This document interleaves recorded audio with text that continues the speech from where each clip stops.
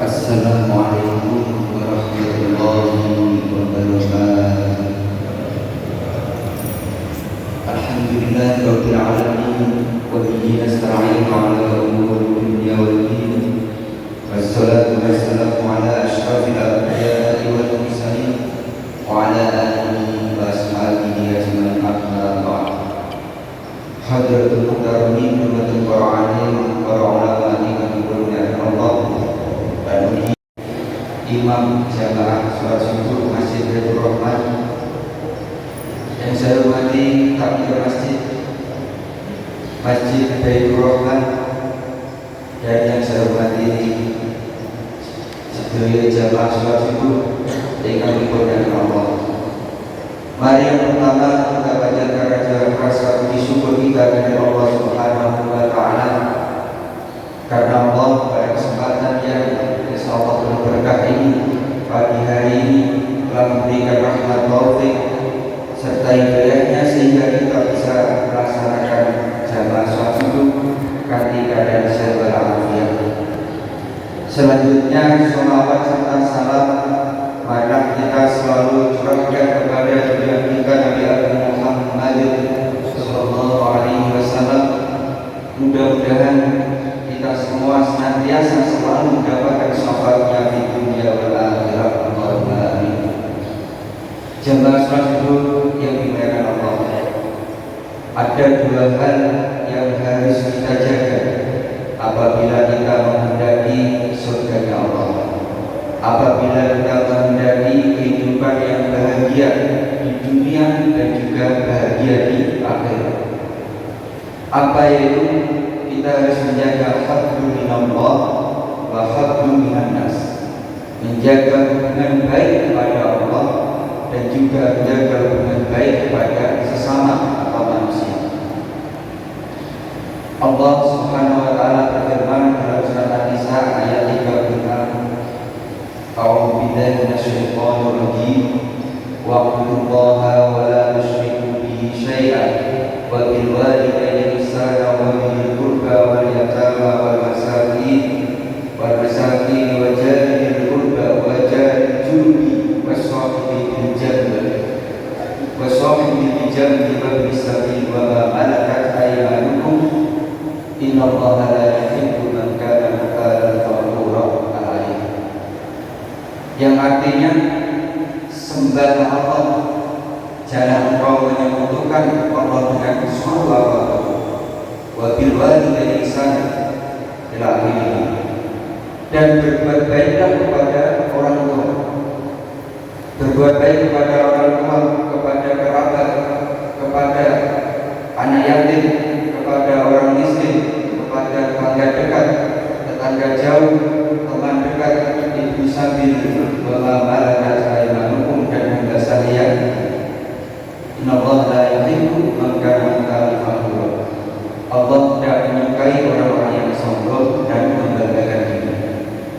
Dari ayat di atas atau ayat yang telah saya bacakan tadi bisa dipahami bahwasanya kita harus menjaga hablum minallah, yaitu apa? Wa'budullaha wa la tusyriku bihi, yaitu kita harus menyembah kepada Allah dan jangan menyekutukan. Setelah itu kita juga harus menjaga hablum minannas, yaitu bil walidayni ihsana ila akhirih. Kita harus menjaga hubungan baik kita kepada orang tua dan seterusnya. Hablum minannas ini sangat penting sekali. Hablum minallah juga sangat penting. Dan dua-duanya harus sejalan. Tidak boleh kita kalau ini menghendaki bahagia di akhirat, bahagia di dunia, kita hanya menjalankan salah satu saja.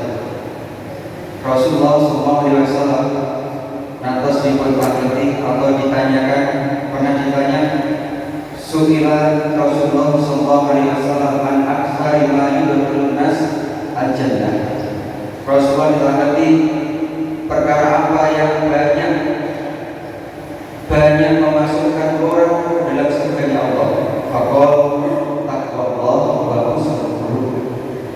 Rasulullah menjawab, yang pertama adalah takwa kepada Allah, dan yang kedua adalah husnul khuluq. Takwa kepada Allah ini merupakan isyaratun ila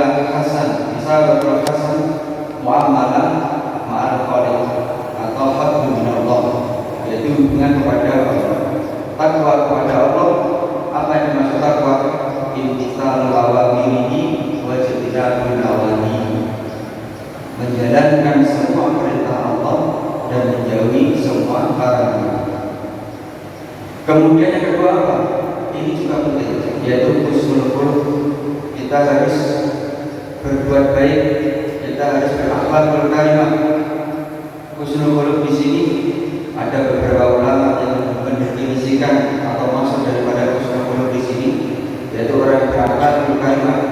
Seperti Hasan Al-Basri, beliau menjelaskan bahwa husnul khuluq ini adalah rasa atau sifat yang dermawan. Kemudian beliau menjelaskan husnul khuluq ini adalah al-ihtimal, yaitu bisa menahan diri dari hawa nafsu, bisa menahan diri dari marah.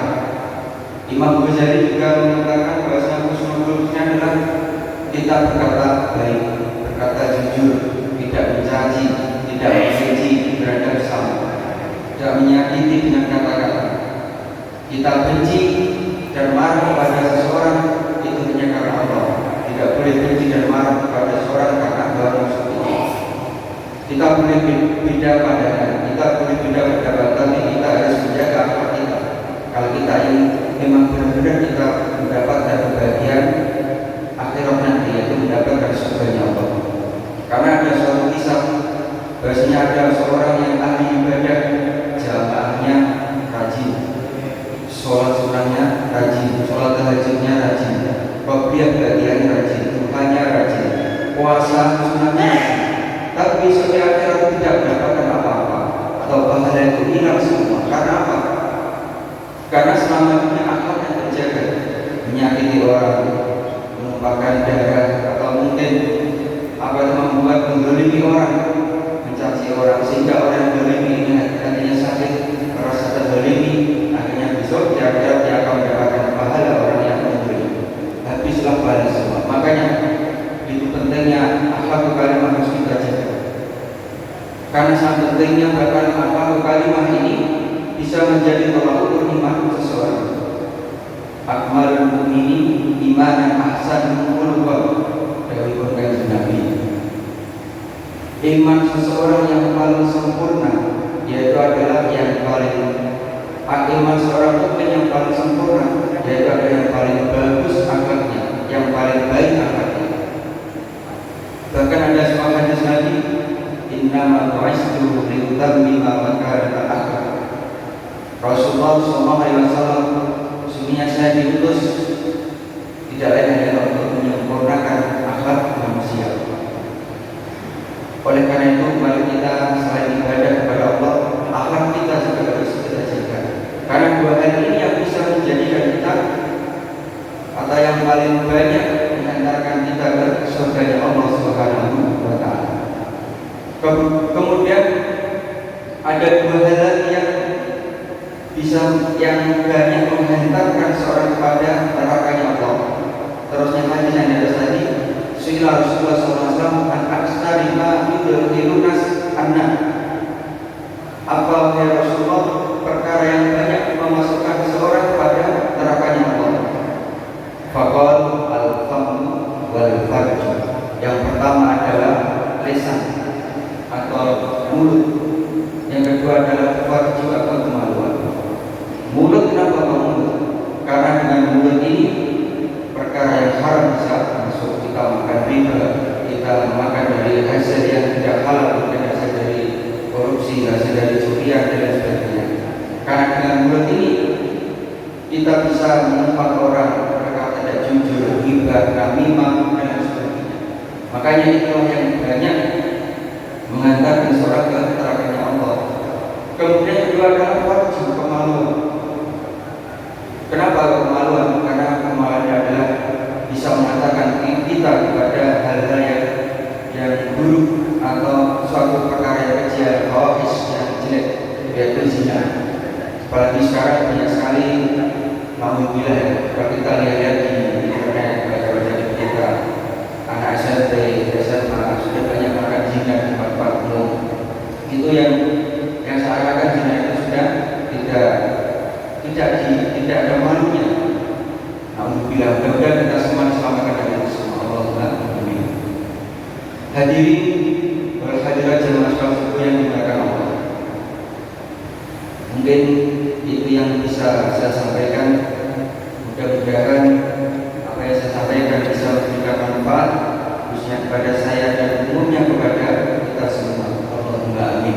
Yang pada intinya karena kita tingkatkan ibadah kita kepada Allah Subhanahu wa taala. Kemudian malam kita jaga akhlak kita antar sama, dan kemudian kita hindari